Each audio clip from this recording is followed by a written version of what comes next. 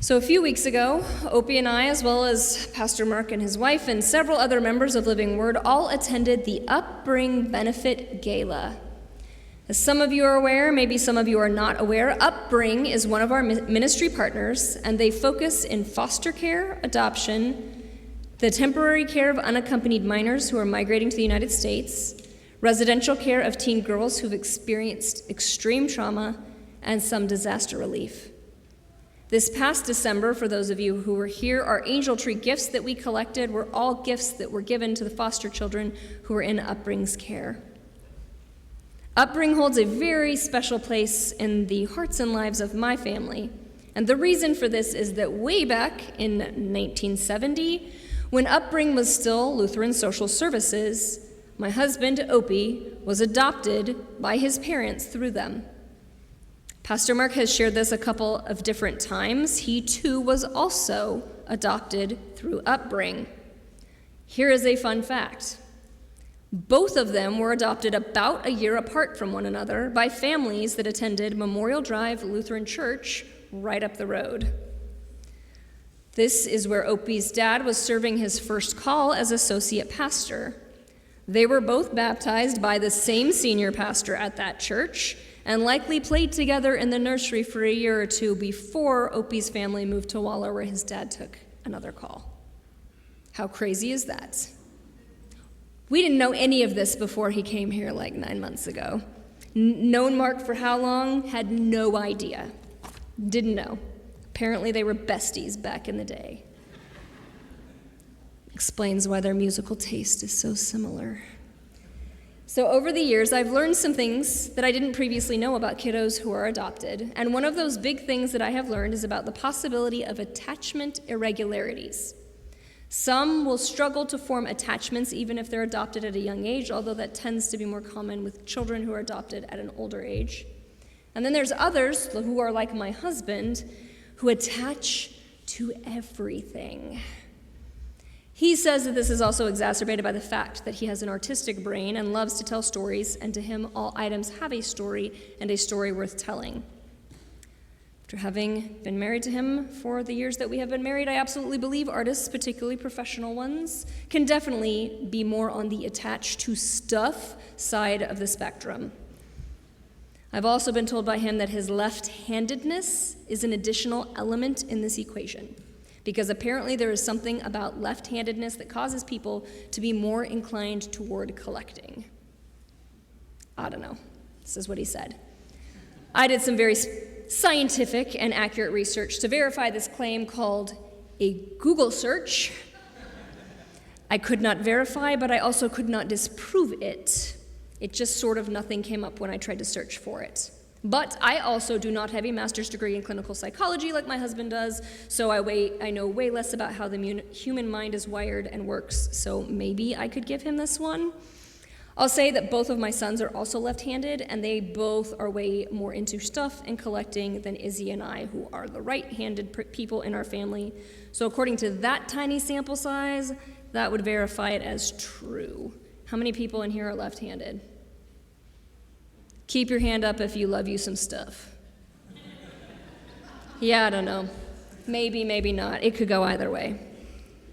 So Opie both attaches to people and to things. If you're one of his people, even for a short period of time, like you're his person forever. Unless you really, really burn him badly, in which case he doesn't get mad at all. He just sort of gets over it, and like extremely fast. Like you never really existed in the first place. Y'all, I don't know about you, but I am not wired like that. I will brood, and I will fester, and I will worry, and I will overthink, and not let things go, at least not in my mind. But he can just be like, poof, done. When it comes to things like objects and stuff, for him, everything is a treasure. As a small child growing up in Waller, he used to kick a rock home from school every day, and by the time he got home, he was so attached to that rock, he couldn't bear to part with it. So his mother put a coffee can on the back porch where he could keep his rock family, and did for years. If she had kept that coffee can when they moved back to the Houston area, I'm pretty sure we would still have it today. I've never been more grateful for Naomi not keeping the rock can. So my home is full of weird and wonderful treasures and collections, all of which my husband loves dearly. He despises modern architecture with like all the glass windows and monochromatic color palettes and bare surfaces. You all know the houses I'm talking about, right?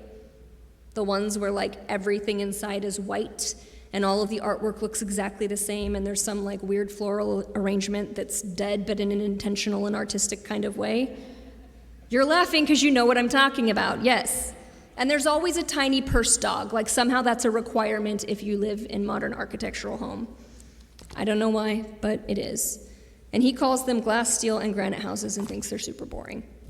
So here's the very funny thing about us and our relationship. Purging is totally one of my spiritual gifts.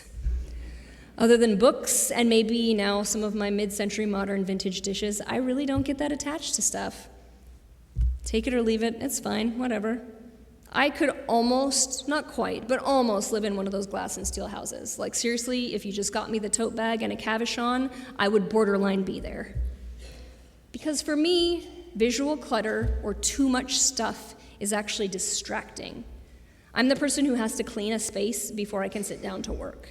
I cannot relax and enjoy myself if I have a sink full of dirty dishes. Even though, like, my kitchen is behind me, somehow if I'm sitting on my couch and there are dishes in the sink, I know it. I can sense it, and it just sits there and, like, drills into the back of my head. And until I do something about it, I cannot completely relax. It just sort of is how I'm wired. So we've had this interesting compromise as we've navigated curating our home into something that feels like a home for both of us. Some of you have been to my house, and some of you have not. Most of you have not. But it's kind of like this weird bohemian museum with lots of stuff, but that is very intentionally placed so it doesn't feel cluttery or crazy or like hoarders live there. And somehow for us, it works. It does feel like a home. I don't go crazy. But if much more were to enter our home, it would be too much. Something else would have to go to make space for the items that came in. It just would. I've read a lot of articles over the years, and I used to really love to watch those TV shows that like helped people declutter their lives. Anybody else watch some of these shows? Like TLC used to have one, and there's the Marie Kondo one, yeah? Some of you watch these shows? Okay. I don't know. It brought me joy probably because purging is my spiritual gift. Anyways, there's this whole movement that's been going on, this simplicity movement where people are trying to detach and let go of things. And it's sort of been this ongoing thing. And as I was sort of thinking through this sermon this week, apparently my phone was listening to me because all of a sudden all these articles started showing up in my news feed about how to declutter your life. One was about the 90-day method. Have any of you ever heard of this method? It's specifically kind of geared towards clothing, although you could apply it to other things. And it says that if you have not worn something in 90 days, and if you do not anticipate wearing it in the next 90 days, then it is time to get rid of it, let it go. Obviously, this is not a perfect science. Don't know about the rest of you. I do own a winter coat. I don't wear it very often. Sometimes like 3 years will go by, but if I take a trip to New York in November, you know what I want? A winter coat, and I don't want to have to go buy another one. So I would not be purging that item. But overall, some of it does make sense. If you don't think you're going to wear something in a 6-month span of time, you're probably not going to wear it. You could probably live without it. So Marie Kondo has made this whole empire built upon the concept of decluttering and letting go. She says if you pick up an item and you hold it and it brings you joy, then you should keep it. If it doesn't bring you joy, then there is no point in maintaining that object in your life.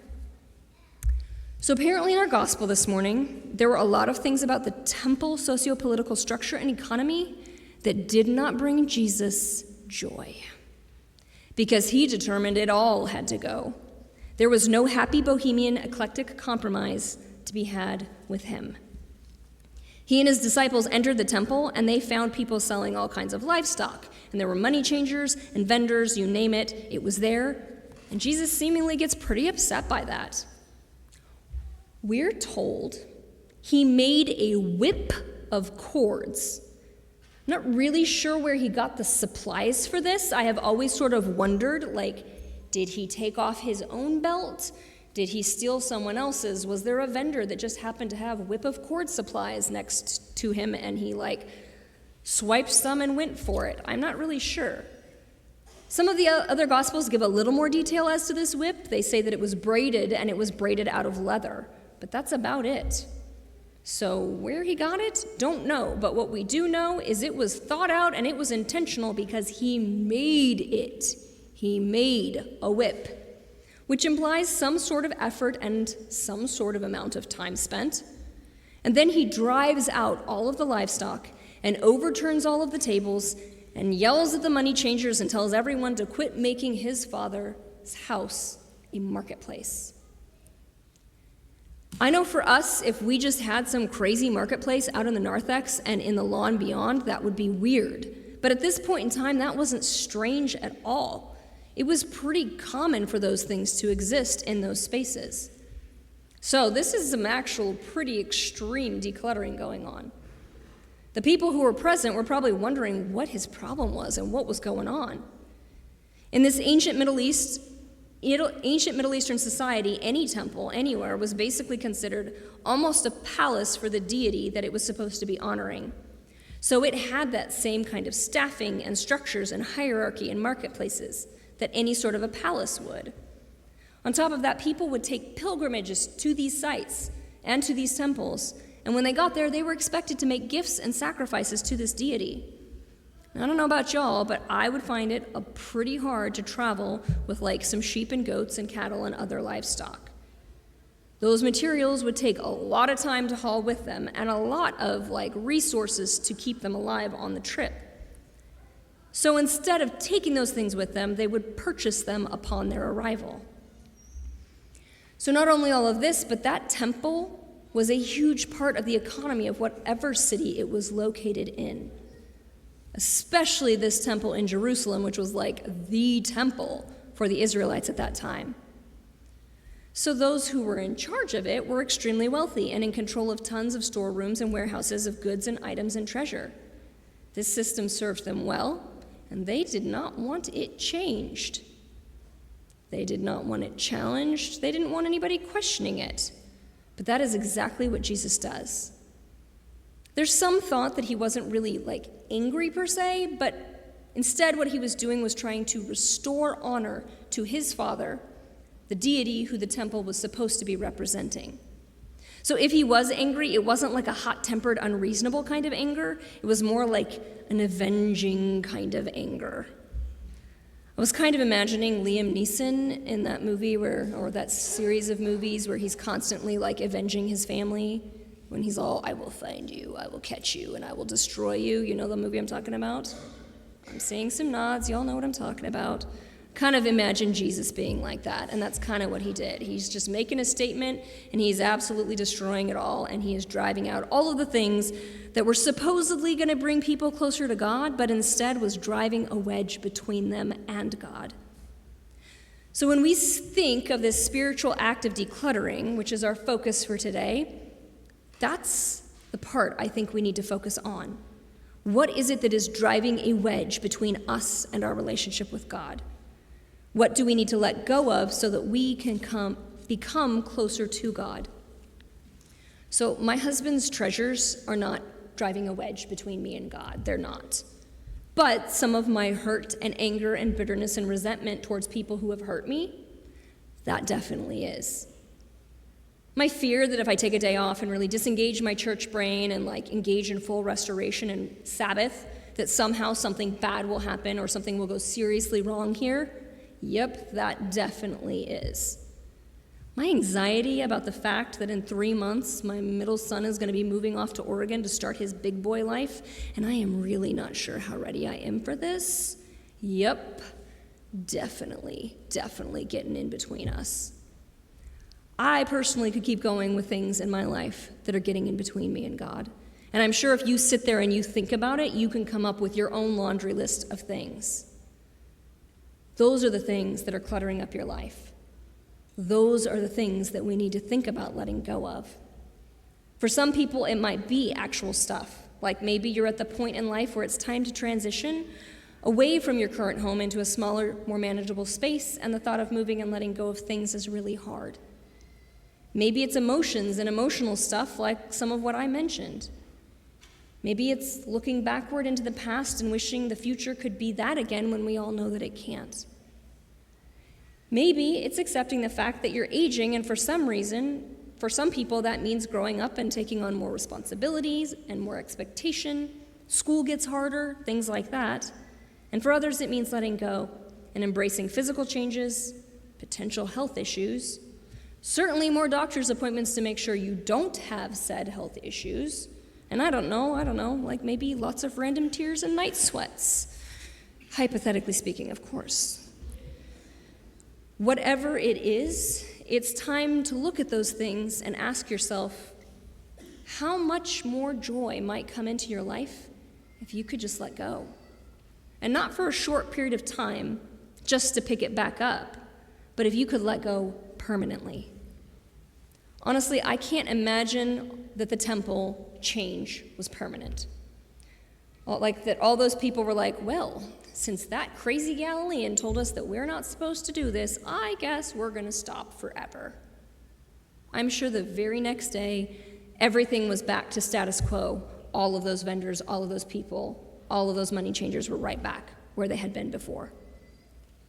Temporary change doesn't actually bring us any closer to God. If we just put stuff in boxes but then eventually take it all back out, that isn't really decluttering.